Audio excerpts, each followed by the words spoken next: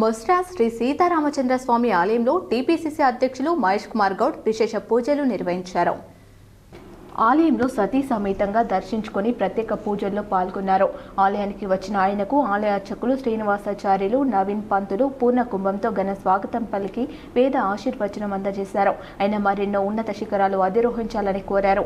TPCC chief మాట్లాడుతూ మొస్రా శ్రీ సీతారామాలయం పురాతన చరిత్ర కలిగిన ఆలయంగా అభివర్ణించారు. గత 20 సంవత్సరాల నుండి వీలున్నప్పుడల్లా వచ్చి ఆలయాన్ని సందర్శిస్తానన్నారు. శ్రీరాముని ఆశీర్వాదంతో తెలంగాణ ప్రజలంతా సుఖశాంతులతో వర్ధిల్లాలని ఆకాంక్షించారు. తెలంగాణ రాష్ట్రం అన్ని రంగాల్లో అభివృద్ధి చెందాలని కోరారు. కార్యక్రమంలో జిల్లా పార్టీ ప్రముఖులు, మండల స్థాయి నాయకులు, కార్యకర్తలు, గ్రామ యువకులు తదితరులు పాల్గొన్నారు.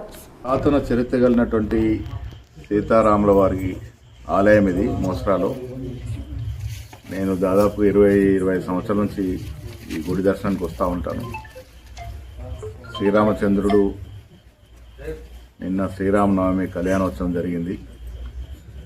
నిజామాబాద్లో కిల్లా రామాలయంలో శ్రీరామనవమి ఉత్సవాల్లో పాల్గొన్నాం.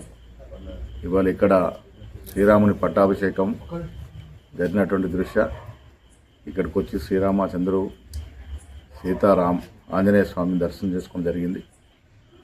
శ్రీరామచంద్రుడు తెలంగాణ ప్రజల్ని సుఖ సంతోషాలతో అన్ని రంగాల అభివృద్ధితో ఆశీర్వదించాలని కోరుకుంటాం.